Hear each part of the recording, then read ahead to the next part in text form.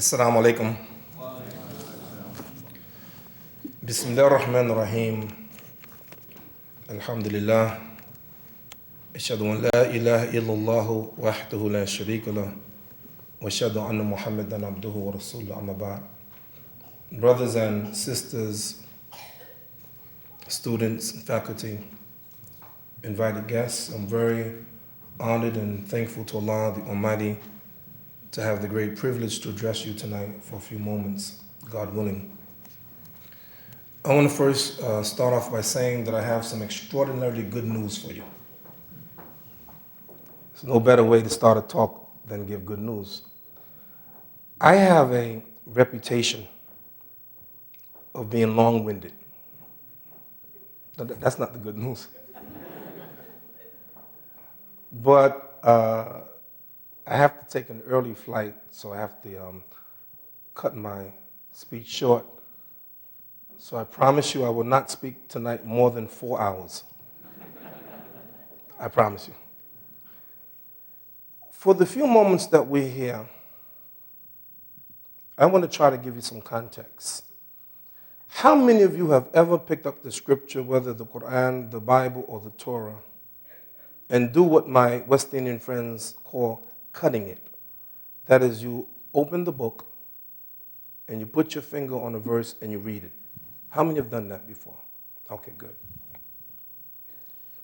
Whether it's the Torah, the Gospel, the Bible, or the Qur'an, never ever read a verse without first reading the verses that come before it and the verses that come after it. Because you will never understand the true meaning of the verse until you first read that verse in context.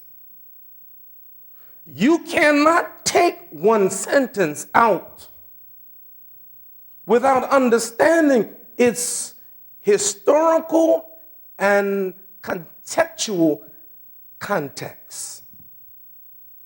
And so tonight I want to give you some historical context. In order to understand this country, America is complex. You cannot say that America has not improved upon its relationship with black people. You can't say that. It's impossible to say that. How else do you explain an African American running for the presidency of the United States of America and the real possibility that a black man will be the president of the United States of America? In one part of our history, that was unheard of. How do you explain that we had African American Secretary of State, chief advisors to the President of the United States of America? And by the way, brothers and sisters, one of my favorite presidents is President Thomas Jefferson. This man was bright. Do you know he translated books in Latin and Greek?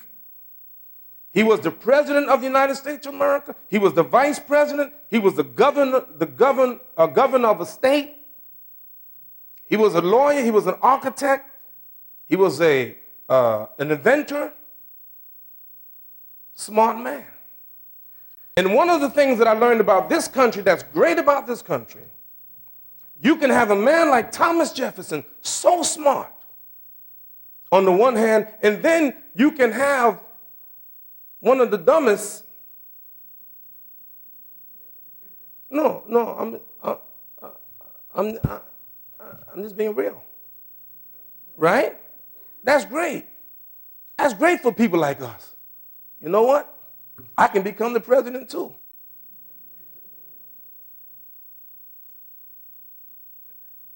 When a black woman wins a beauty contest, Miss America, when you see the improvement. Last year, this country celebrated the 60th anniversary of who? Jackie who? Robinson, the first African American in baseball.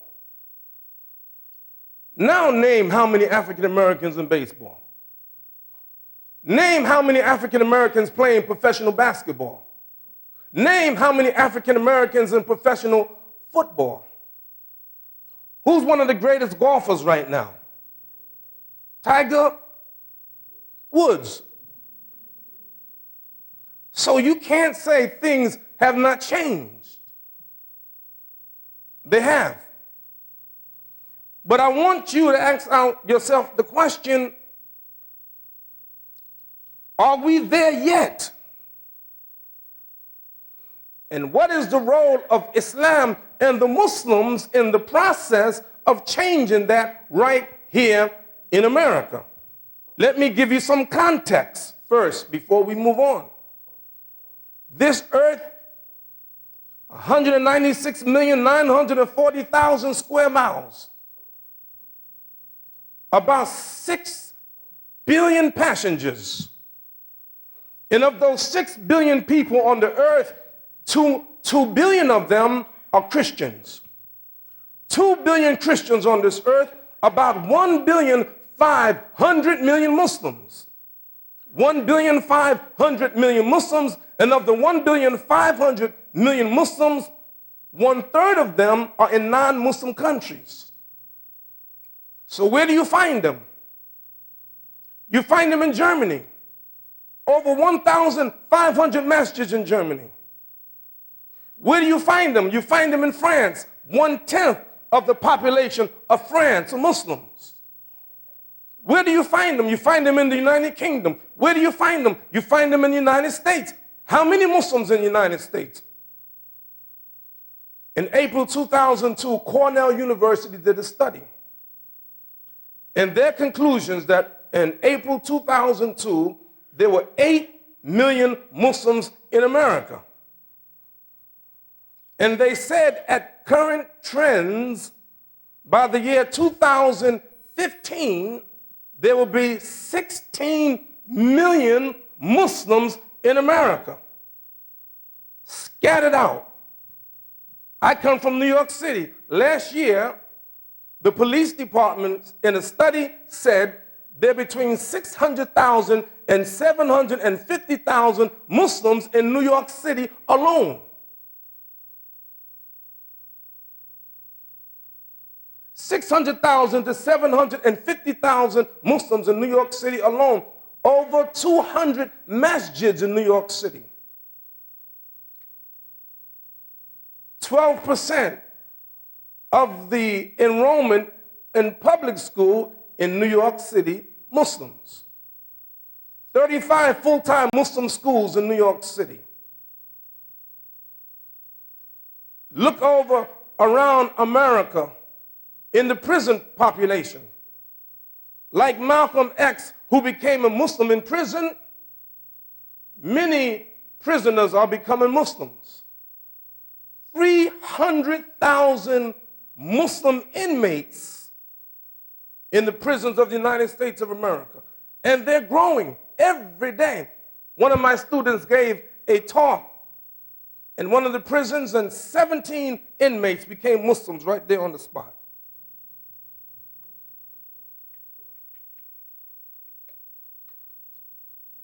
I just want to give you some context.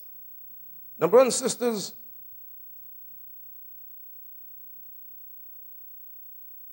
let's go back for a moment. I want to go back in the 50s and the 60s. In 1981, my community opened up a masjid in the heart of Brooklyn in a place called Bedford-Stuyvesant. One of the biggest mistakes that I make, the things that I regret the most, is that I didn't take a lot of pictures of what it was like in 1981. Because if you come to our masjid now in the year 2008 and you look at our masjid and you look at the block and you behold how beautiful it is, you will never appreciate it until you understand what it was like.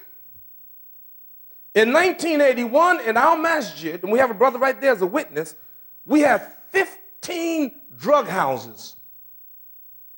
Now, I didn't say drugstore. Crack. Now this is Gainesville. I know you kind of behind some things. But you know what crack is? What? You know what crack is? They smoke crack on the car? No. 15 crack houses, abandoned buildings. Literally, I want you to imagine this. I want you to imagine praying in a church or praying in a synagogue or a temple or a masjid, and while you're praying, you not only hear the gunfire, but bullets shooting in the church and the synagogue. That's how bad it was. And the captain from the 79th precinct, our area, said that area, one of the worst, drugs, robbery, murder, our area where our masjid was, one of the worst in the city. And Allah, God Almighty, helped us, and we closed down those 15 crack houses. We had a 40-day anti-drug patrol where we closed down those 40 drug houses. In 1981, when we came on that block, there was not one Muslim business, not one. But if you come to our masjid today in the same area, we have over 50 businesses owned by the Muslims in that same area. There's no more blight in the area. The area is light. It's full of light and businesses and money coming into the neighborhood as a result of what the Muslims did in that area. I'm saying that you can't appreciate Masjid Taqwa now until you see what it used to be like. We started that masjid in 1981 with 25 African Americans, 100% African Americans, 25 people. But if you come to our masjid today on a Friday, you find 1,300 worshipers in that same masjid that's been expanded since that time. What percentage of those 1,300, what percentage of those are African Americans? We started out 100%. But now, maybe 30 or 35% African Americans. Who are the rest? The rest are white European Americans, Hispanics. The rest are brothers and sisters from Trinidad and Tobago, brothers and sisters from Afghanistan and from Egypt and from Sudan and from Mali and from Senegal. We counted 26 different nationalities in our masjid. So our masjid is growing from a handful of African Americans to an international community. So in order for you to appreciate where it is now, you have to know where we came from. In order for you to appreciate the fact that you can have a black woman who's Miss America, or have a black man and a black woman win the Oscars, the Academy Awards, right? Denzel and Halle Berry, hey guy. By the way, smart people, when I give a talk, they don't sit next to me. No, I'm serious. You'll see, you'll hear, before the day's over, he'll understand that. Now, brothers and sisters, let me go back for a moment, and the reason that we go back so that we can move forward. If you don't understand why you're there, why, how did we get there, then you are, there's the possibility that you may relive it again if you don't understand the process. So I'm going to take a little bit back and talk a little bit about history, which is very important. 1975, a modern-day miracle took place in America, and few people have appreciated or even know about it. In 1975, in a community called the World Community of Islam in the West, headed by a man at that time called Wallace Muhammad. and remind me to mention this same Wallace Muhammad is mentioned in this book, The Autobiography of Malcolm X. Remind me before I leave to mention that, okay? So I'm going to put this up here. This is the Autobiography of Malcolm X. It's right, put it right there, okay? And Wallace Muhammad. So you remind me? Okay? Okay. A miracle in 1975. And what was that?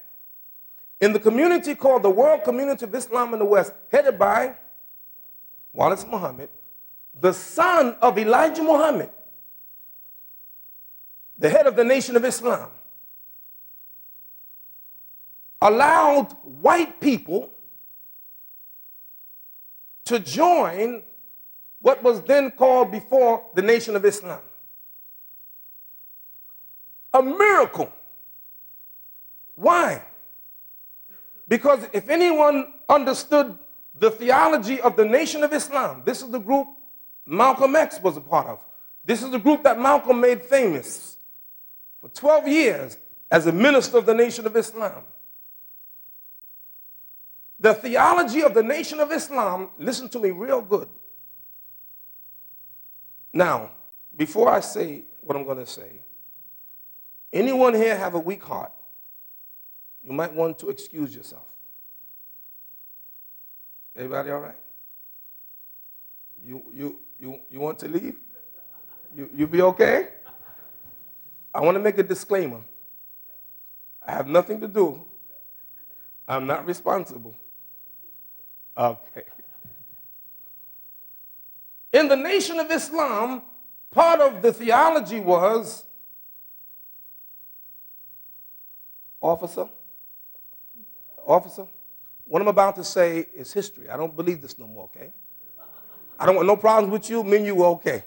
All right? In the Nation of Islam, we used to preach that all white people were devils. Did you hear that? Have you heard it? You knew that? All right, okay. Guess what? Some of them are. Well, we got some black devils too. And brown, and yellow, male and female. But why was that a modern day miracle? Because in the Nation of Islam, theology was what some people called racist. And we were taught that the black man were gods and that white people were devils. When Elijah Muhammad died in 1975, his son took over. And remind me, before we leave, to tell you about the true impact of the miracle of 1975. Just remind me. Okay. Now, what was the difference between the racism of the Nation of Islam that referred to white people as devils compared to the racism of this country against her former slaves? Let's take a look at it. Now, brothers and sisters, I'm recommending all of you to study the history of this nation, especially the African Americans. Muslims, how many Muslims here tonight? Raise your hand. I'm recommending that the Muslims, because you're going to find some parallels in the history of the African American and the Muslims right now, things that African Americans suffered from in the 50s and the 60s and the 70s that Muslims are facing right now in this country, and you better understand and appreciate history. Now, here around the country, Obama, going around the country, people voting for him, not just black people, white people, male, female, voting for Obama. There was a time in this country where a black man was not allowed to vote. And why wasn't they allowed to vote? They were not allowed to vote only because of the color of their skin. they were black. And because they were black, they were not allowed the opportunity to vote, which is supposed to be an inherent right of every American citizen. We take now education for granted. There was a man, Medgar Evers, a black man, who loved education so much that he used to walk 12 miles a day just to go to school. Black people couldn't go to any school. Black people had to go to segregated schools, schools just for black people, inferior schools. And if a black man or black boy or girl tried to go to a school, a white school, they'd get beat upon or spit upon. Our government had to make laws to protect the rights of African Americans, and they had to bring National Guards in. To bring National Guards to a school to allow the governor of that state or the mayor of that city allow black children to go in that school. They had to bring a National Guard to do that. You don't understand what happened. You look at America now, but you don't understand the context of America.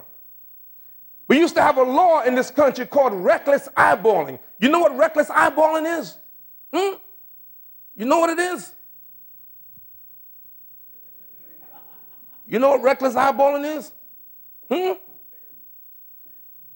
If a black man looked at a white woman, he'd go to jail. It's called reckless eyeballing. I'm not making this up. So you get money and you want to live and buy a house. You couldn't do that as a black person. You couldn't buy any house. You couldn't live in any neighborhood because you were discriminated because of your color. And you couldn't live in certain places. This is something that you can't even imagine. You're talking about a job? They used to say about black people were the last hired and the first fired. It was true. Black people had the worst jobs, menial jobs. What crime did they commit? No crime, except they were black. You have no idea how it was in slavery. You haven't got a clue how it was in slavery. Imagine a man and a wife, husband and wife, separated. Imagine a man and a mother and father separated from their children. You can't even imagine that. We have documents on how black people were sold in slavery, how they were treated in slavery. You're talking about, Muslims. How many of you flew on a plane as a Muslim and you were like profiled? Raise your hand. Right? Now, I'm profiled every time I get on a plane. Mr. Wahhaj, your name has been randomly selected. Yeah, right. But what do you do when you do that as a Muslim? You go, look what they're doing to us. They racially profile.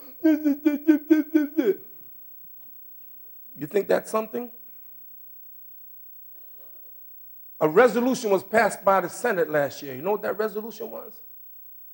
Apologizing to African Americans for not creating laws to stop black people from being lynched. Black people lynched. You know what that's like, man? To see your father hung from a tree? What crime did he commit? He had the audacity to be black. Thousands of black people lynched in this country. Homes destroyed and burned because they're black. Black men gone to their death accused of raping white women. That's the way it was in this society. And more. But what I'm trying to do is give you some context so that you appreciate where we're going to go, inshallah. Now, all of that is bad enough. But you know one of the worst things about this racism, what it did? It made black people hate themselves. Because in this society, everything black was wrong. The very epitome of ugliness was black. The butt of jokes. If you read the autobiography of Malcolm X, Malcolm said when he was a young boy going to a white school, he said they called him nigger so much he thought his name was nigger. Let's just read it. Read the autobiography of Malcolm X. You know the story. Malcolm was one of the smartest, one of the brightest in his schools, president of his class. And he had the audacity to tell his white teacher he wanted to be a lawyer. He said, Malcolm, Malcolm, Malcolm. Be realistic, Malcolm. You can't be no lawyer as no nigger. And Malcolm said he thought he meant well. So Malcolm dropped out of school. You know the rest. But that's not bad enough. But what's bad enough is that you strip a person of everything. Did you know, according to some scholars and historians, that as much as 1/3 or more of those African slaves were Muslims? Did you know that this country didn't allow the Africans to practice their religion? Did you know that it was against the law to teach a slave how to read? How many heard of Reverend Al Sharpton? Raise your hand. Reverend Al Sharpton, he found out last year where he got that name Sharpton from. His father, Coleman his grandfather, Coleman Sharpton Jr., his great-grandfather, Coleman Sharpton Sr., was a slave. Where did he get the name Sharpton from? Alexander Sharpton. Who is Alexander Sharpton? The slave master. Allah says in the Qur'an, Uduhum li abaihim, call them by their father's name. And you see in Islam, when a man marries a woman, that woman don't take on the name of her husband.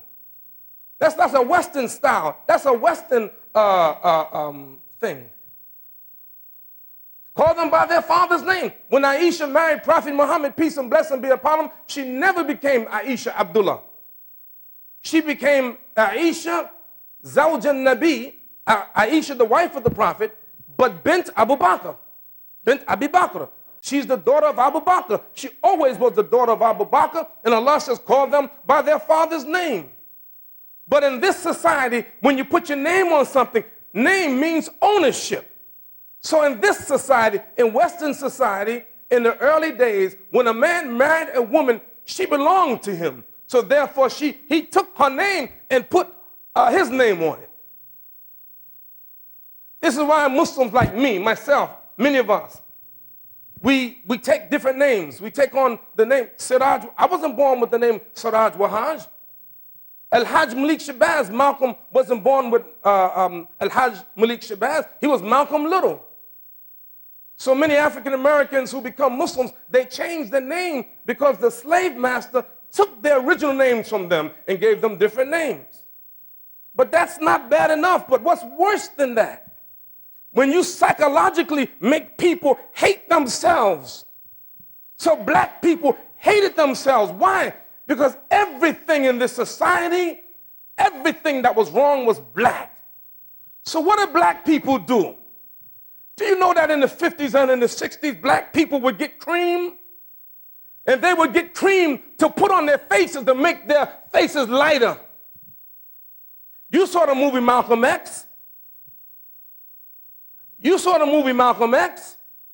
And in the movie Malcolm X, you saw how Malcolm had a conch. What's a conch? Ask them. A conch is a process. It's you burn your hair. Malcolm talked about it in his book. You burn your hair. Black people have natural woolly hair. You should have seen me when I first joined the Nation of Islam. In the Nation of Islam, clean cut, yeah. I had an afro this big. My afro was so big you could land a helicopter on it. That's how big my afro was. What happened? Because in the 60s was a cultural revolution. And so James Brown, you heard of James Brown? He sang a song I'm black and I'm proud. This means nothing to you.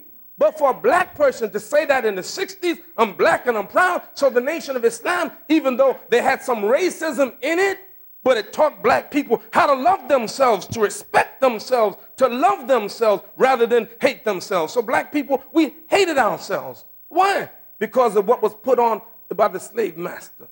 So black people felt inferior to white people. That's the way it was. Now, I'm almost finished. I'm almost finished my introduction. No, I'm serious. No, I'm serious. So you thought I was joking when I said 4 hours. When it's 12 midnight and you still here, you say, oh, he was serious. Now you're wondering. I got you thinking. Now, brothers and sisters, that's the way it was. How did it get that way? In order to treat people as badly as black people were treated, there has to be a rationale, right? Otherwise, how do you live with yourself? How do you treat human beings like that? And you know what the rationale was? By their scholars, that black people are subhuman. They're not really human beings. In fact, they're 3/5 of a human being. So therefore, we can treat them like this. We can kill them. We can lynch them. Not give them opportunities. And you know what? It doesn't matter because these people ain't worth it. They ain't worth nothing. They're garbage. And that's the way my people were treated. But if you ask any African American, give me 2 heroes among the African Americans, who would they say?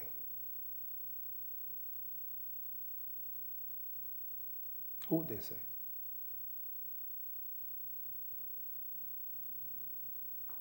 Who would they say?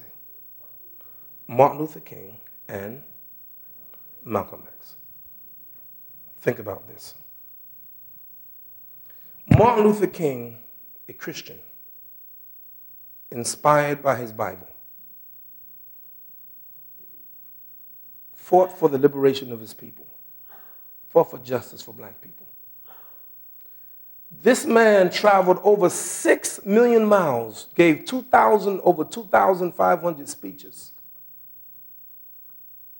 About 2 weeks ago, we celebrated his birthday, a national holiday. In 1964, this man won the Nobel Peace Prize. Martin Luther King, beloved. Universities named after him, streets. Why? Why was he so famous?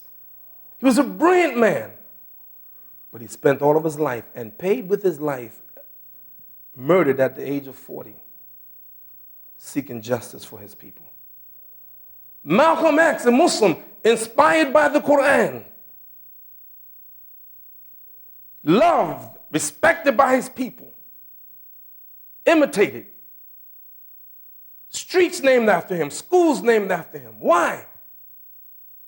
Everything he did was the liberation of his people. And these 2 men were famous. And they were famous for fighting against injustice and fighting against racism. And we uphold them, we laud them, we praise them for the great works that they did. Now, brothers and sisters, how did it get like this now? It's much better. Would you agree that it's much better in America for black people? Would you agree? You didn't raise your hand. Is it better? No. Yes, you. Is it better? Oh, okay. I want to make sure. We still have some ways to go.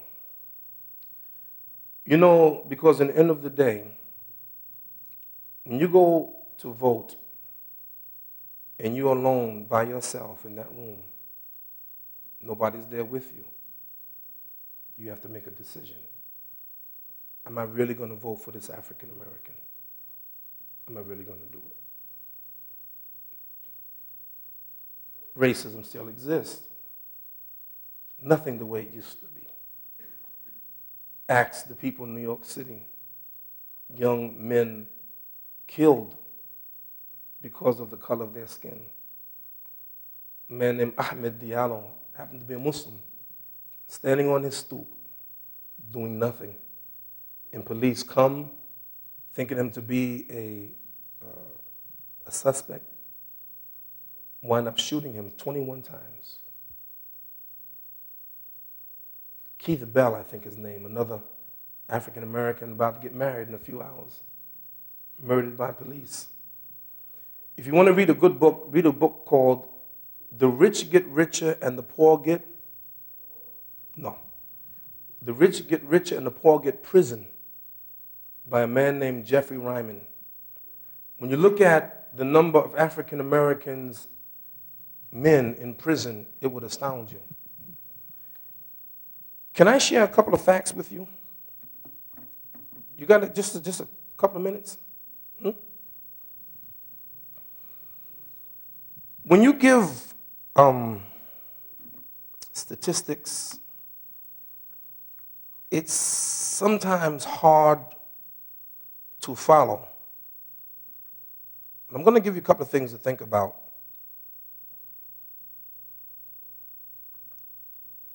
Okay.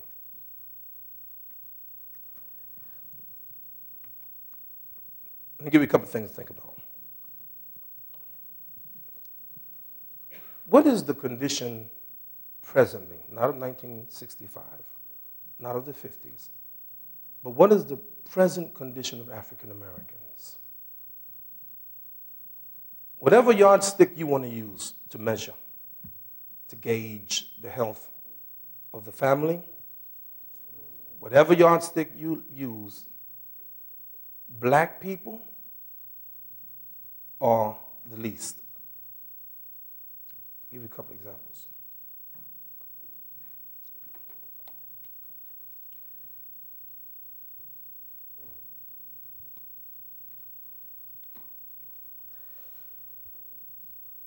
How important is it, do you think,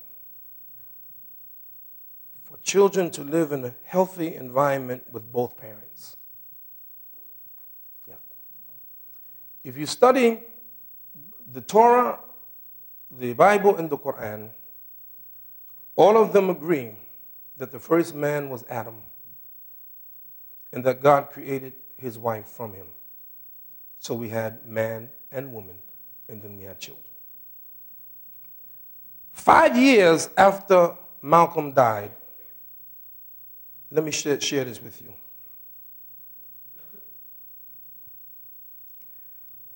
90% of white children live with both parents. That's good. 90% white children live with both parents. It's ideal, it's good, we want it. 5 years after Malcolm's death, while 59% of black children live with both parents, and 10% of them live with neither mother nor father. You got it? You got it?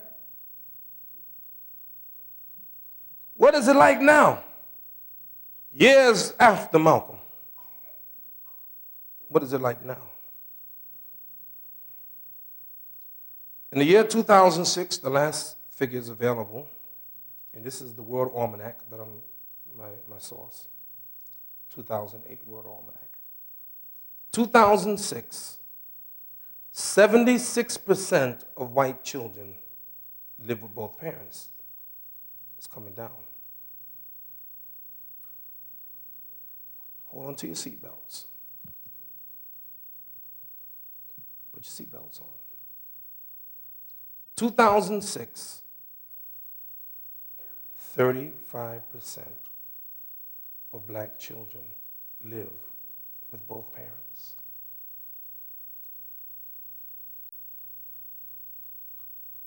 I want you to let it sink in for a minute. This is real. 35% of black children live with both parents. 9% live with neither.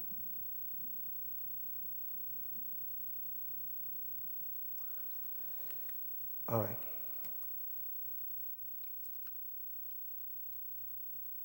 I'm going to be honest with you. What I'm going to read for you is disturbing to me. But I believe in being brutally honest.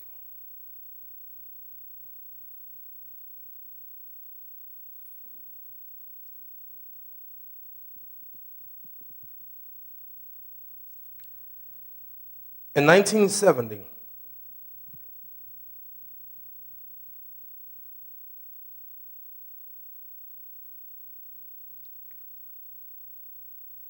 the percentage of live births to unmarried mothers, the white race, 5.5%. That means that 5.5% of the children is born to a mother who's not married. 5 years after Malcolm's death. But for blacks, it was 37.5%. Hold on to your seats. Now, the last figures available, 2004, World Almanac. 30.5% whites born to mothers unmarried. Blacks, black baby born with no father, 68.8%.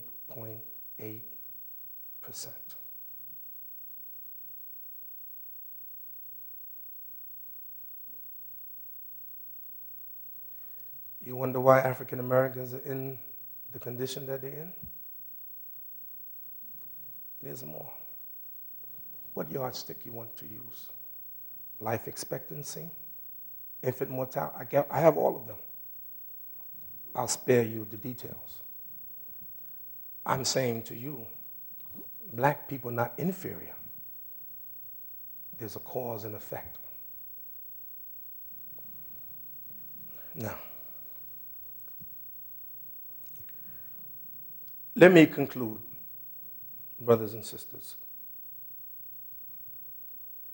There's been lots of bills passed in our country over the years to try to bring black people on par with white people.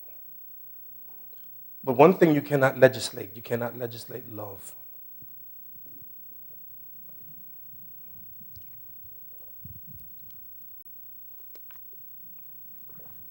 I'm going to quote something Malcolm said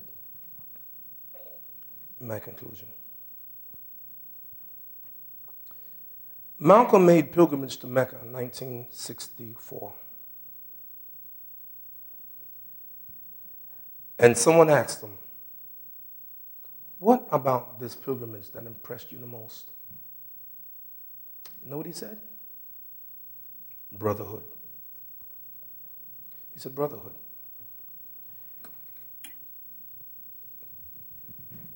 Let me show you a couple of things that Malcolm said in my conclusion.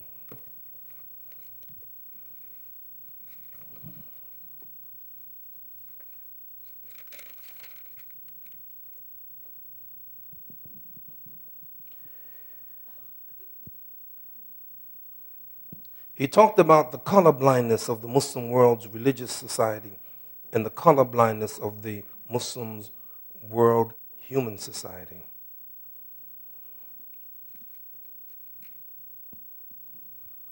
On page 338 in Autobiography of Malcolm X, Malcolm said, to me, the earth's most explosive and pernicious evil is racism, the inability of God's creatures to live as one, especially in the Western world. For the past week, he said, he's in Mecca, I have been utterly speechless and spellbound by the graciousness I see displayed all around me by people of different colors. Malcolm talked about eating from the same plate as white people, drinking from the same glass. He talked about the brotherhood of Islam he thought could actually save this country. Remember, brothers and sisters, there always have to be a rationale for everything you do. In the next few moments, I'm going to give you the Islamic rationale for solving the race problem. Now, the Muslims again here, if you're Muslim, raise your hand. Okay, good. Now I want you to be honest. Nobody's forcing you. Of those who raise your hand, how many of you have heard of me? Raise your hand. Oh, good. Now here's the big question. This is the biggie. How many of you, and I'm looking at you, you got you on tape. How many of you love me? Raise your hand.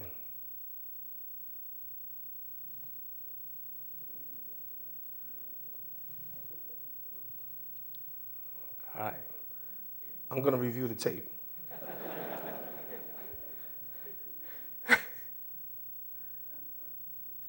You know, brother and sister, this is remarkable. This is really remarkable. You know the key to brotherhood, world brotherhood? The key to brotherhood in this country is God. Is God, and I'll show you why. In the Qur'an, Allah tells us, Ya ayyuhan nas, inna khalaqnakum min dhakarin wa untha, wa ja'alnakum shu'uban wa qabaila lita'arafu, inna akramakum indallahi atqakum. O mankind, we, God, created you from a male and female and made you into nations and tribes that you may know one another. Verily, the most honored of you in the sight of God are those who fear God the most. You know something about human beings? Everybody want to be the best. So, you know, the other day, we have a restaurant on the block of the masjid. I told you how many businesses we have around the masjid now? 50. You're so smart. I went to one of the restaurants, Brother Fatty from Egypt. By the way, if you ever come to Brooklyn, I want you to be my guest at Fatty's. Fatty's will make your stomach say, wow, I'm serious. I'm telling you, anytime I have guests, I take them to Fatty's. If you come to New York, you will be my personal guest. You know, I have a friend from Germany, a woman, she's not Muslim yet, very smart when she's doing her studies. And I think she comes to the masjid every week because I always let her go to Fatty's and I pay for it. I said, you here again? Sometimes twice a week. But man, I went to Fatty's the other day. And we had looked like 100 brothers from Senegal. And they were like, I said, what the heck? And they were watching they had a TV monitor. And they were watching a soccer game. Man, they were like, subhanallah, soccer, soccer. I play basketball, from America, football, New York Giants. Get my point? New York Giants, New York City, Imam, New York City. I just figured I'd let you know that. So, it's the competition, the Olympics. Every nation trying to outdo the nation, trying to run faster. Because so we can brag about we the best, we the strongest, we the fastest. Everybody want to be the best. It seems to be in the human nature. So someone asked the Prophet, Ya Rasulullah, men akramun nas, O Prophet, who's the most honorable of people? He says, those who fear God the most. Laysa an dhalika, laysa an hadha nas'aluka. We're not talking about this. They want to know something more. So the Prophet said, Yusuf. He's the most honorable of mankind. Yusuf, the son of a prophet, and the grandson of a prophet, and the great-grandson of the friend of God, Abraham. We're not talking about that. They want to talk about the superiority. of some people. So the prophet taught us in one of his last speeches, there is no superiority of a black man over a white man, or a white man over a black man. There's no superiority of an Arab over a non-Arab, and there's no superiority of a non-Arab over an Arab. The only superiority is taqwa, it's righteousness, it's the fear of God. You want to do something, you want to outdo somebody, outdo someone in the worship of God, in the belief of God, in the righteousness of God. This is what he was teaching us. And then the prophet said, Ayyuhan nas, an-nas kulluhum banu Adam, wa Adam min turab. Mankind, all of them, all of us, are the children of Adam. And Adam was created of mud. We're mud people. You're mud people, man. Serious. You dust. Yeah. I mean, really think about what we are. What are we? What are we? You think about it. You know, think about how intelligent we are, and we got computers, and we do all these things, and we got missiles, and we got all of these things, but all of us are the creatures of God. And really, all we are is what God created us to be. What are you? You a mud, man. And he said, kun fayakun, be it is. And then you became a living soul. You ain't no big thing. And then what Allah does to show you, he calls a reversal. You live long enough, you're going to be reversed. My brother here, I bet you play basketball, right? You look like you play basketball. How tall are you? 6'6". Malcolm was like that. You thought Malcolm could play basketball, right? No, couldn't do it. He was awkward. Then he tried boxing, couldn't do it. But my brother, as strong as he is, I believe he's strong and powerful.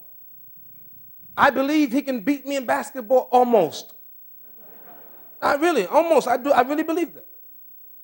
I really believe that. But the fact of the matter is, no matter how strong you get, one day, God will reverse it. I don't care how beautiful the woman looks. She's one. Everybody, oh, look how beautiful she is. Okay, wait 10 years. I'm serious. Wait 15. Okay, I'm waiting. All right. Just about now. Then take another look. You know what I'm saying? And so we proud of ourselves. And this is why some women, they look so silly. She's 90 years old, and she's having all this, she got what they call fake up. You know fake up? You know what I'm talking about? Here's a man, never think about this. I mean, think about it, right? Here's a man, he marries a woman. And then they go home.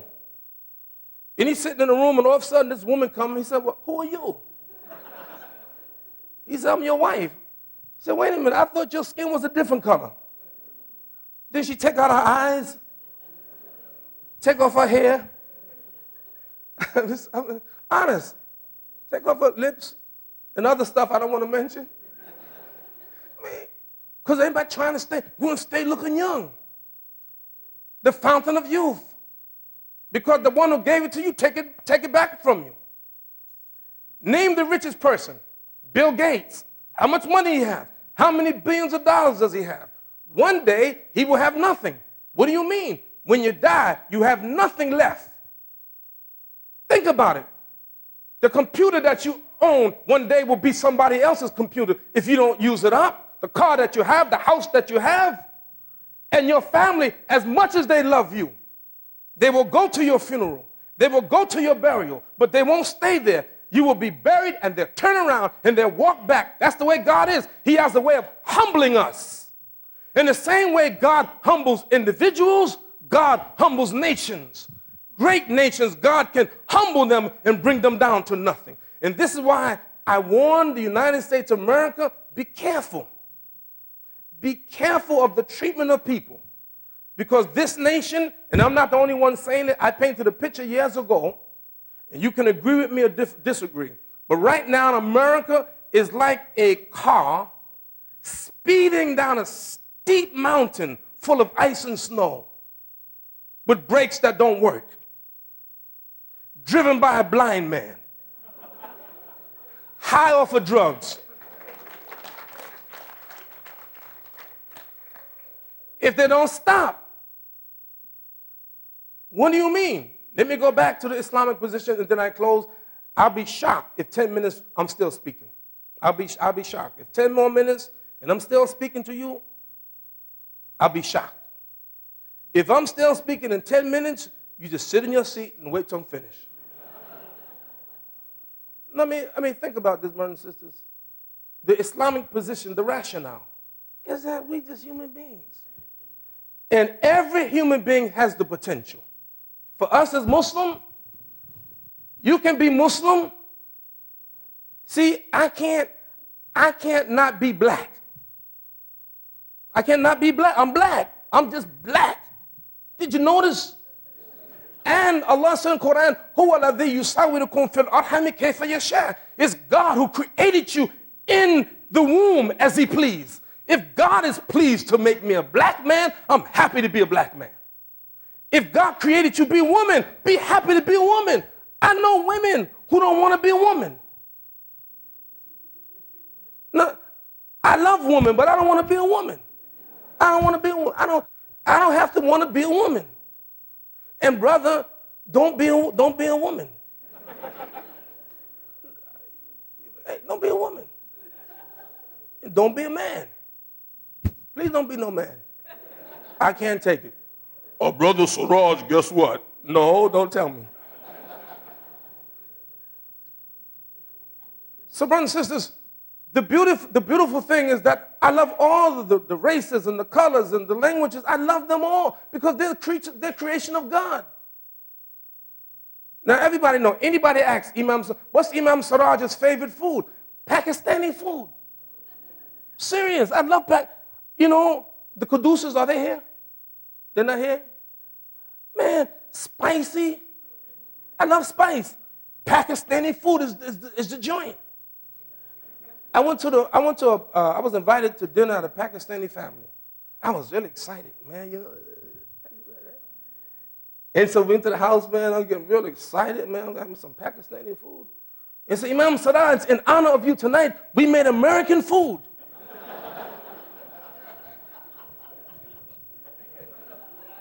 Huh? I love to go around and to see the different cultures, the dress of the people. This is what makes it wonderful. You're not better than people because you're Americans. You're not better because you're white. You're not better because you're black. Because in the end of the day, there's not one white person that will be in paradise because they're white. And there's not one black person who will be in hell because they're black.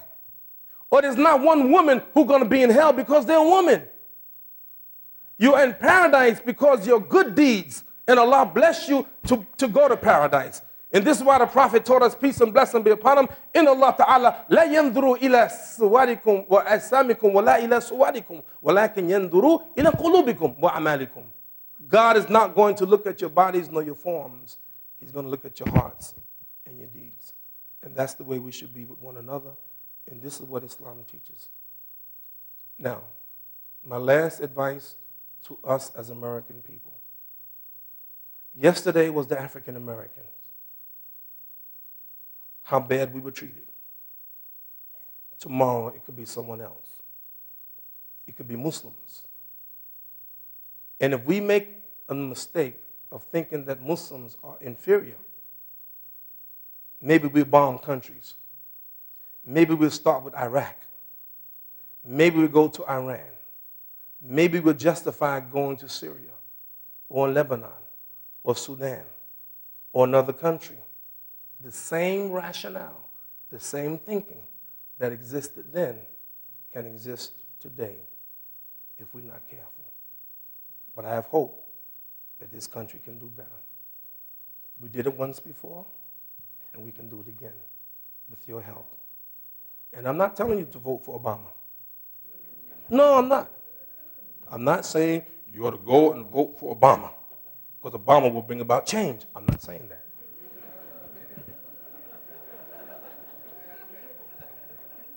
But I am saying that we can do better. And let us do it. Thank you. May Allah bless you. Assalamu alaikum.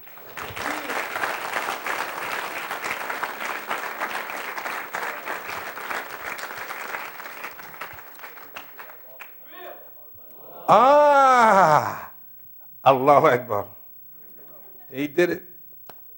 He reminded me. You know, brothers and sisters, a miracle happened. I mentioned in my speech that one of my students gave a lecture in a prison, and how many people became Muslim? 17. What if I told you that at one place, not 17, but 100,000, maybe 200,000, as many as 300,000 people became Muslim at one time? Would you say that's a miracle? It happened.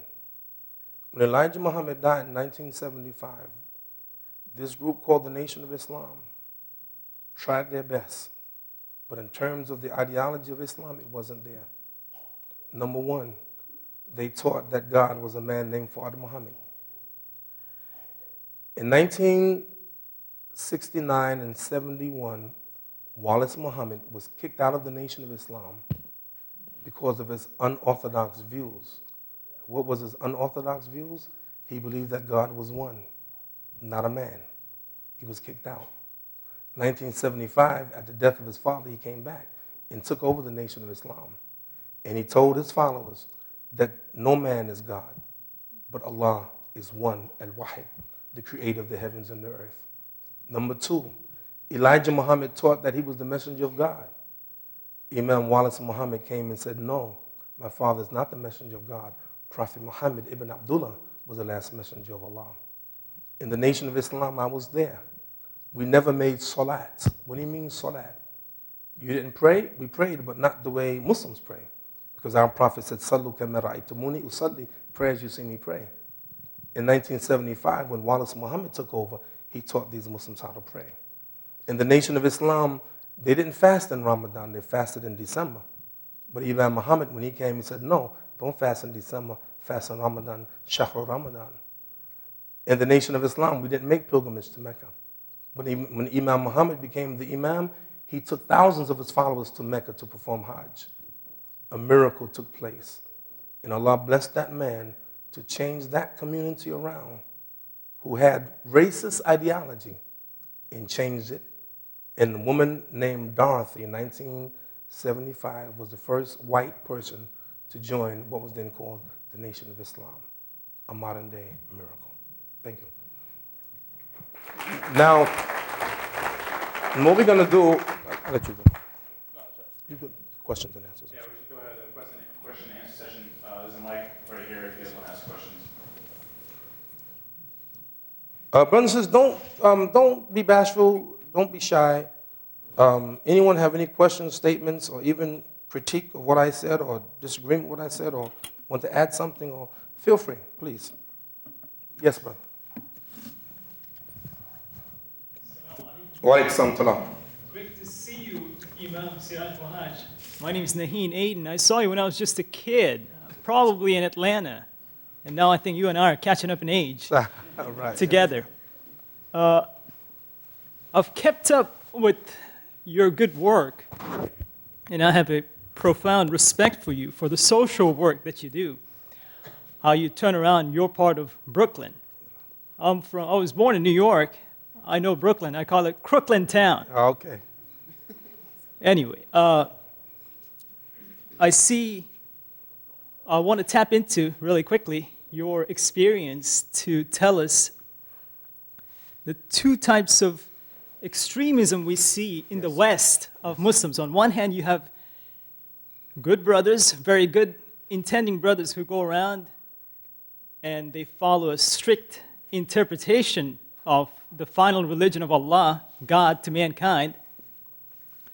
On the other hand, you have brothers who want to escape from their religious and cultural identity. I saw a friend of mine, an Iranian man, who rather would pass himself off as Italian.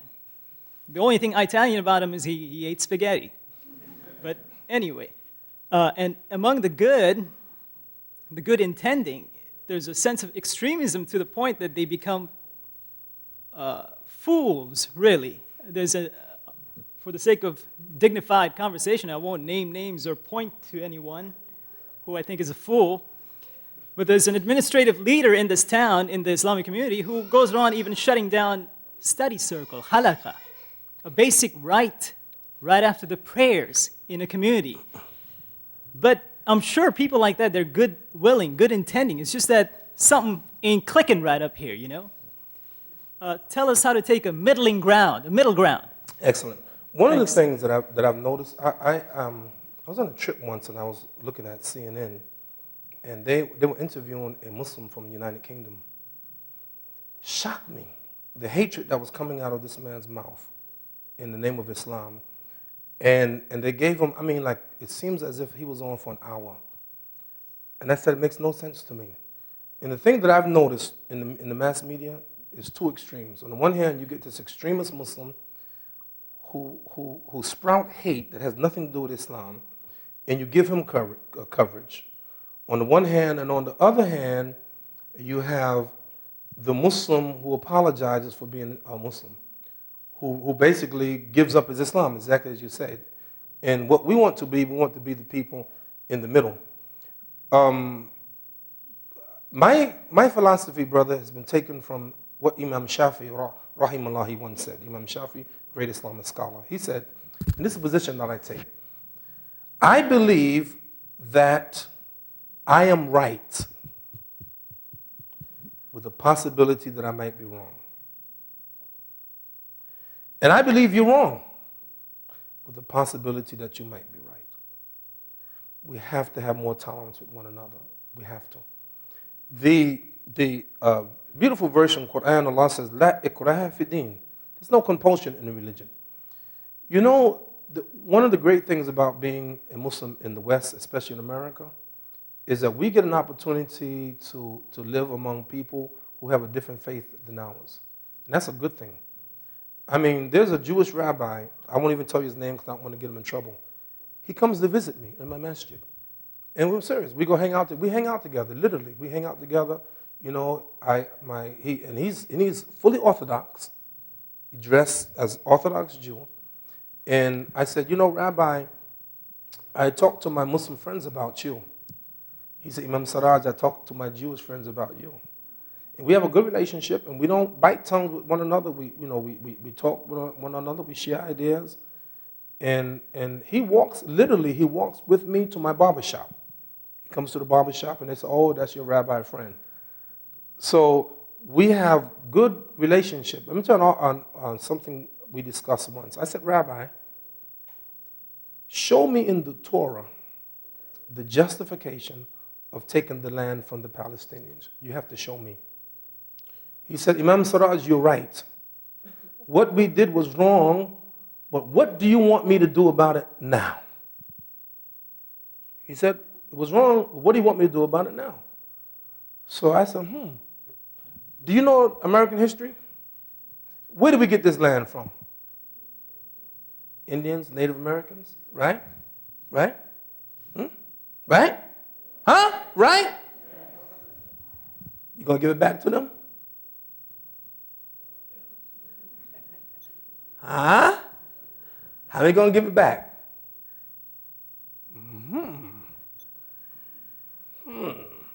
The point is, frank discussion. I talk to Jews, Christians, Hindu, Buddhists. You should see me. I'm on the plane. I love talking to people, man. I'm serious, man. I was sitting next to a Buddhist minister once. We started talking. I just like talking to people. And the variety, it's beautiful. That's one of the beautiful things about America, the diversity, right? Isn't that great? It's not great. Of course it's great. So brothers and sisters,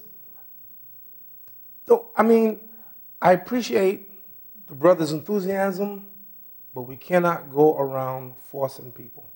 We have to try to inspire them and motivate them. One of the things about Malcolm, by the way, it's not often that I recommend movies, but there's one I want you to go see. 3 movies that I've recommended. One, I recommended Malcolm X. How many saw that? Okay. How many didn't see Malcolm X? Okay. Go see it. That's your assignment.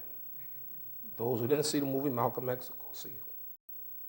Who didn't see it again? Good, I got you on camera again. The second one was a movie called Patrice Lumumba. Actually, it was in French, but in English subtitles. Excellent movie. And the third one is called the Great Debaters. The Great Debaters. Is it playing here? Does it come to Gainesville? Do you have theaters in Gainesville? You do? How many saw it? Raise your hand. Go see it. Go see it. Go see it. The stars, the same person who starred in Malcolm, Denzel Washington, and he also directed it. The reason I say that, it's a true story, by the way. It is about a black school that debated people all over the world, all over the country, and they debated Harvard University and won. It's a really fantastic story. And the thing I'm saying for the brother is one of the things about Malcolm, what made Malcolm and Martin Luther King powerful, both of them were persuasive speakers. You persuade people with your ideas. The strength of the Muslims is not bombs. It's not. We don't even make bombs. We don't. All the bombs the Muslim countries have to get it from the West. Did you know that? We don't make no bombs. We don't even make toy guns.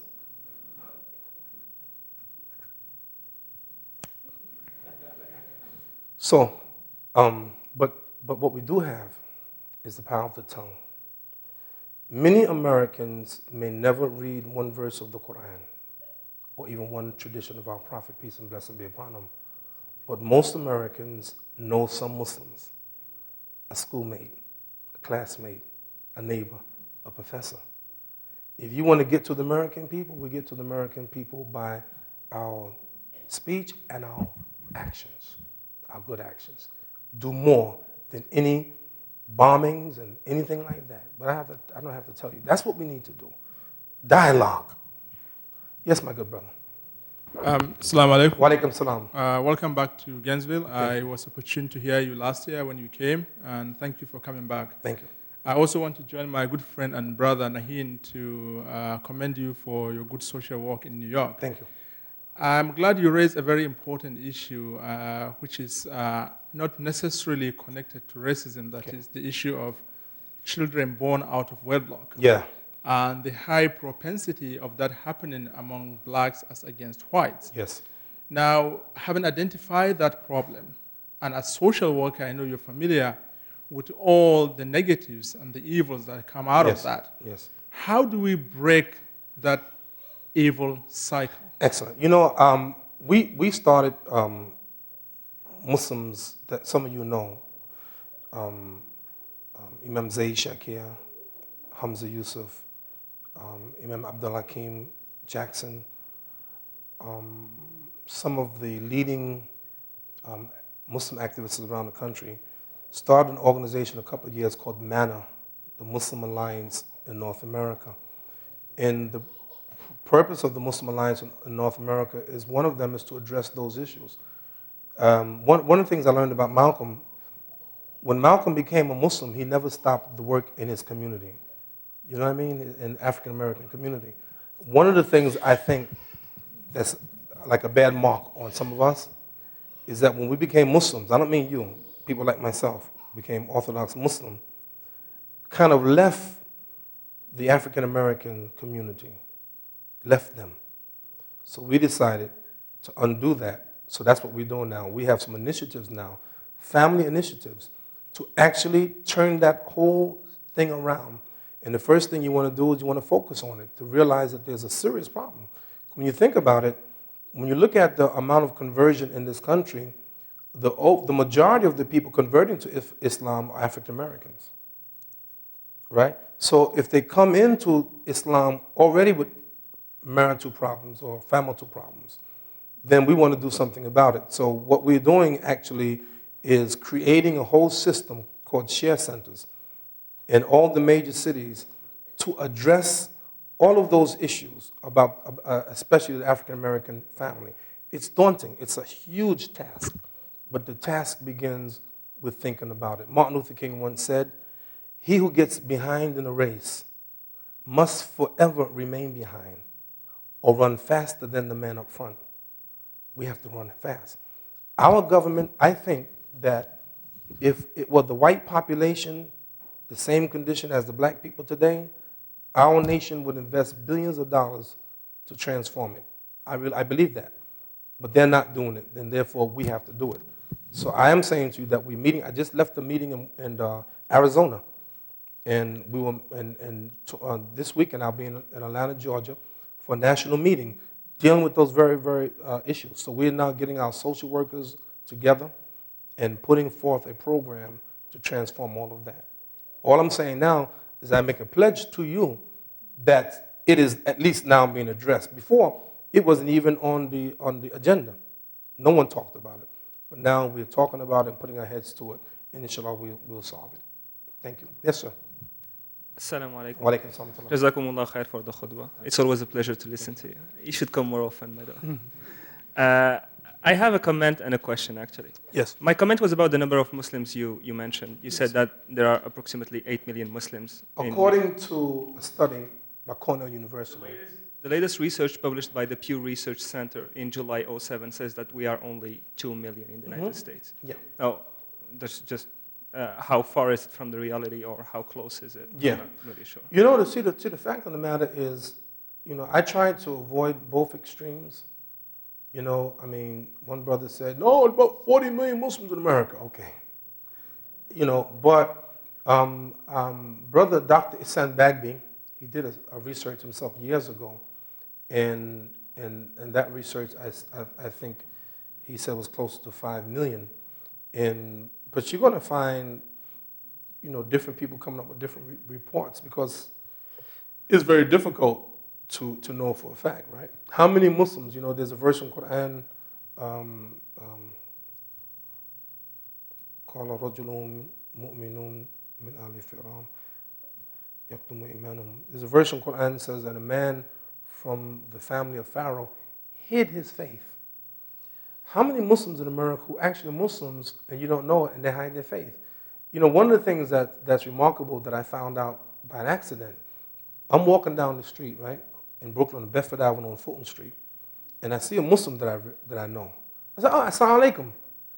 And invariably when I do that, 10 people turn around and say, wa alaikum salam. I found out that there are a lot of Muslims in this country who are Muslims, you don't even know they're Muslims, and they hide their faith. And they come different races. And for whatever reason, they hide their faith. So I do think that probably the figure of Cornell University, remember they said by 2015, there'll be 16 million. And I believe that why do I believe that? I'll tell you why. The Muslim numbers in America is growing for 3 reasons. Number one, immigration. How many of you migrated here from your mother country? Raise your hand. Okay. Number 2, da'wah. Someone talking to a Muslim, a non-Muslim, and the person says, I want to become Muslim. And the third way is Muslims out have babies, everyone else. We do. I have 9 children. For now. I'm saying, I don't know. I have greatly increased the population of the Muslims in America myself. I know an imam, honestly, he got 30 children. I know how many wives, right? Right? How many wives, right? You see what I'm saying? So the numbers are increasing. How do we know how do we know? So I think that the number 8, 10 million, but I'll tell you this. The significance of that number can't be overstated. Why? Because numbers represent something. It represents political power. It represents economic power. It represents a lot. And I think that if Muslims are organized, and really the only thing that Muslims can do, I believe, in this country is make this country better. I believe that. And the irony of all ironies, the very people, the Muslims, who can make this country better are made to look like they're the evil people. And there are people who have the power to make friends look like enemies and make enemies look like friends. They have that kind of power, the power of magicians. And we're not enemies. We're not enemies of America. It's stupid to think that we're enemies. I am, they're talking about are Muslims against the West. I am the West. I'm the West. You the West. You the West. No, you're not the West. All right, you the West. You understand what I'm saying? So the numbers, only Allah knows how big the numbers are, but the question is not what the numbers are, but what do we do as a power base? And you know, the irony is that right now, the Muslims can swing the election. We can make a difference. But you know what? The politicians are not coming to the Muslims. It's like, we know they don't want to take our money. You know, that's going to change. But right now, the Muslims can make a difference of who goes to the White House. Right now. Malcolm used to say that about black people. But black people can decide in terms of these elections because it's a swing vote. And Muslims have that power right now. We already made a mistake with Mr. Bush. We don't intend to make that mistake again. Here's my question. Yes. You made a beautiful description, mashallah, of your masjid in Brooklyn, and you mentioned many peoples from many different countries. How did you succeed in building a sense of community among people from different ethnic backgrounds? Yeah. Knowing that sometimes it's more important. It's a good question. The first lesson that I learned is something that I got from the Prophet, peace and blessing be upon him. When Allah says, "Qul ya ayyuhan nas inni rasulullah ilaykum jami'a." Allah told the Prophet to say, "O mankind, I am the messenger of Allah to you."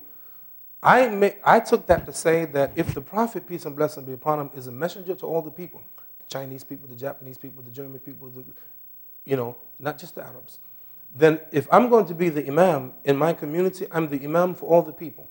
So therefore, when people come in my masjid, I look out for them. We have a nice, sizable Bangladeshi community in our masjid, and brothers from Senegal, Mali, and Sudan. So what I try to do is to look out for them. We have departments in all of the ethnic groups in our community that can't speak English. We teach them English. Those who don't have jobs, we help them get jobs. Those who have difficulty getting housing, we help them get housing. Because that's my job. It's not, you know what I'm saying? That's my job. So whether they are male or female, young or old, or whatever their ethnicity is, documented or undocumented, my job is to help them. And I got that from the Prophet. And everywhere you go, it should be the same way. Every masjid, it should be the same way. So we help integrate them. So our community, alhamdulillah, I'm the imam. I'm African American. I'm the imam. I'm the imam, believe it or not, since 1981. I've been the only imam in that masjid. These people got to be crazy. I mean, think about it. I'm still the imam after all these years. And they have not, as far as I know, there's no plot to get rid of me. As far as I know. And, and I got some good workers there. So my point is that I really try to incorporate all of them, and we do things. We do things together. So it's a very close community. We got about 10 minutes, my good brother. Assalamu alaikum. Wa alaikum assalam. My question is that based on Muslims' current status and fear of the mighty Muslim terrorists in the United States, Yes. thanks to Fox News and our favorite friend Al, what's the name? Coulter and Ann Coulter and there's another clown now. What's the our friends at Fox. Raleigh and Bill O'Reilly. Yeah. Thanks to them. Hannity and Combs and those folks. Yeah. Thanks to them, there's a lot of doubt with the Muslim community here. This is a fairly tight-knit community here in Gainesville, so far as the Muslim community goes.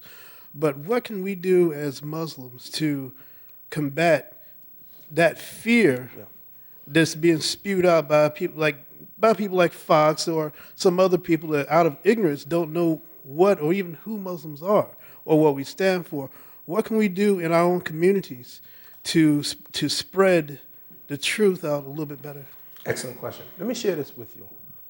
Since 9/11 and now, how many Americans have been the victim of terrorism on this land? Since after 9/11, how many? Take a guess. Take a guess. How many Americans lost their lives in America after 9/11 at the hand of a terrorist? Raise your hand. Tell me. 0. While at the same time, hold on to your seatbelts, 100,000 Americans have been murdered in this country by other Americans. You don't believe me? I give you two sources. Number one, Pat Buchanan wrote a book. It's in English, and let me give you the title first in Arabic. It's called Yom al-Qiyamah, or Yom al-Hisab. It's called the Day of Reckoning. He mentions that in his book. And if that's not enough, you get the latest almanac. I have it. I buy it every year. You should get the latest almanac. And you read, they have statistics every year, how many Americans are murdered. And all you have to do is count it, add them up, from 2001 until now, and you see how many Americans have been murdered. You see, so something is not right. And by the way, I was telling Brother Muhammad on the way from the airport, do you know there's a latest, the World Health Organization came out with a report, literally a couple of days ago. I think it was the beginning of the week. And it's mind-boggling. They said by the end of this century, 1 billion people would have died from smoking cigarettes. 1 billion people. 430,000 Americans die every year smoking cigarettes. This is a billion people die. 1 billion people? So when you start looking at them looking at Muslims, we're not the culprits. Hey, in 1960, 75% of the automobiles produced in the world was produced right here in America. 75%. Hey, last year, United States brought from Mexico over 900,000 vehicles from Mexico. And at the same time, we exported to the rest of the world less than 600,000 vehicles. Why is that? Why is it that 9 million manufacturing jobs has been lost in this country since Mr. Bush became president? You know why? Because greedy owners want to make more money. So what they do, they take the businesses out of America, the factories out of America, and they put them in Mexico, they put them in India, they put them in China. Why? Cheap labor. So American people lose their jobs. This is what we're dealing with. These are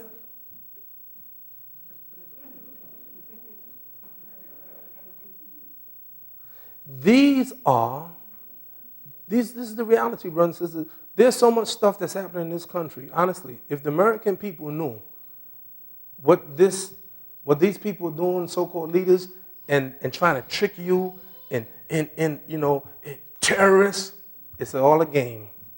It's not real. It's a game, and people will see it. There was a book written, I think came out like 3 years ago. I don't remember the exact name, but it's something like Don't Think Elephant, or Think Elephant. What's the name of that book? But the whole point is stop.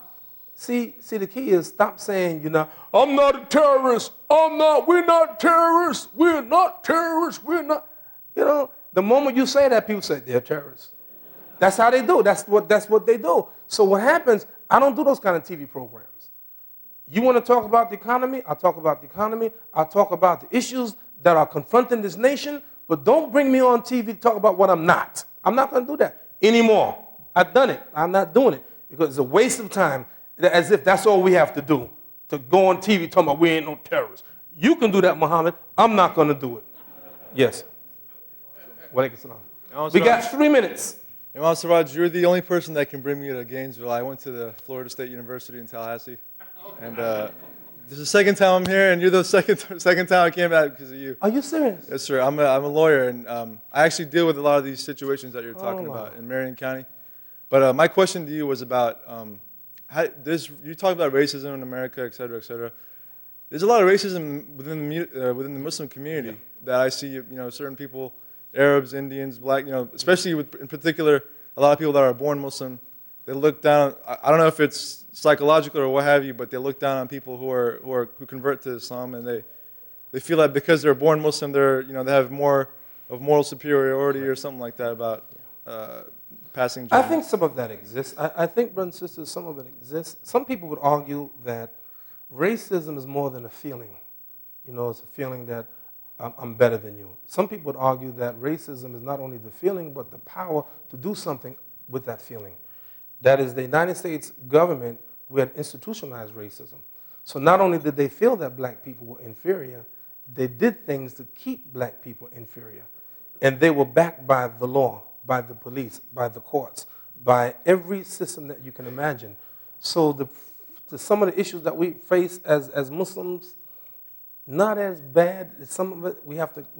I think we work on it, but it's not the same degree and certainly not the same intensity. But I do think that some of it exists. There's no doubt about it.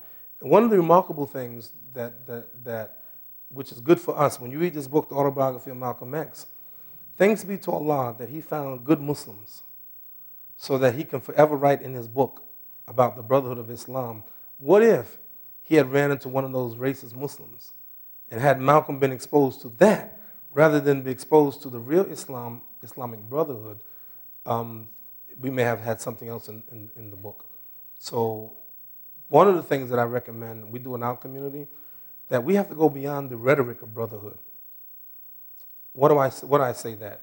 One tradition of the Prophet, he said, peace and blessing be upon him, he said that God will say on the day of judgment, أين متحبون بجلالي أيوم أذلهم في ذلي يوم لا ذل إلا ذلي. Where are those who love one another for me because of my glory? This day I will give them shade in a day where there's no shade except for my shade. And the key to the brotherhood of Islam is that you do it for God. You see, it's one thing to love somebody, I like that person. But it's another thing to love that person only for the pleasure of God. So that's why the key is putting God up front in everything that we do. I recommend that you see, how many of you, I want to truly answer, how many of you have had an African American at your house for food? Raise your hand. Yeah, that's good. Certainly I can't verify it. Well, guess what? Keep on doing it. How many African Americans have had non-African Americans at their house for dinner? Raise your hand. Excellent. Excellent. By the way, any Pakistanis here? I'm available for dinner. I will let you know. But I want some Pakistani food. Last question, yes. Last question. Yes. Thank you very much for coming. May Allah bless you always and bring you back many times over. No. I am here for 17, 18 years, and the head of the Islamic Center of Gainesville is African American, a good person, a hard worker for many, many years. The community is not what the brother said. I've been here for 18 years. Okay. And I have never seen one of us discriminate or look for color or look for lack of unity. Not a single one during the 18 years, sister, brother, child, adult, have ever done that, either publicly or privately.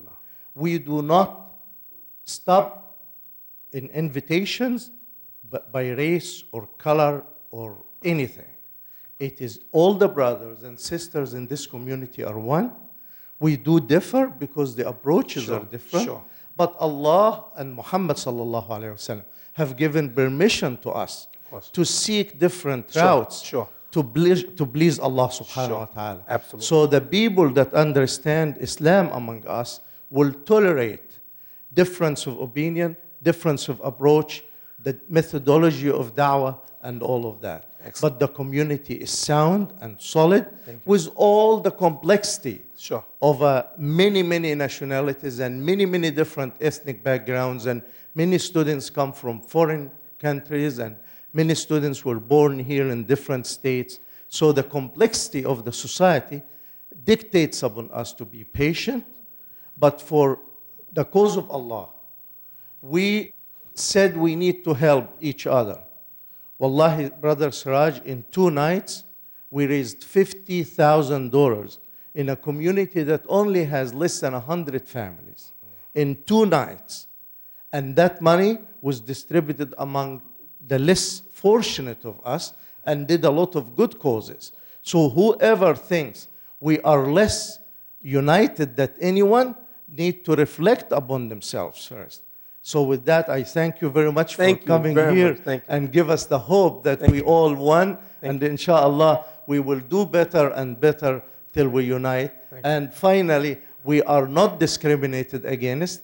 Anyone that thinks we are being discriminated against should look again and again and drop that issue. Disregard the negatives. I do get searched on every flight outside the United States. Of course. It does not bother me. The guy said, you know, you're supposed to be searched, but I'm not going to search you. Wow. Wallahi, it happens in Gainesville almost every time I fly overseas. Right. When I come back, they ask me to be asked questions. And if they know me, they let me go in 1 minute. If they don't know me, they ask a few questions. But that is the case of the times we are. Many people said, go complain. I'm not complaining of what? They will drop it, and whoever created that will go away, and Allah will stay in our hearts. Jazakumullah khair. Brothers and sisters, thank you very much. I love you so much. Thank you. Assalamu alaikum.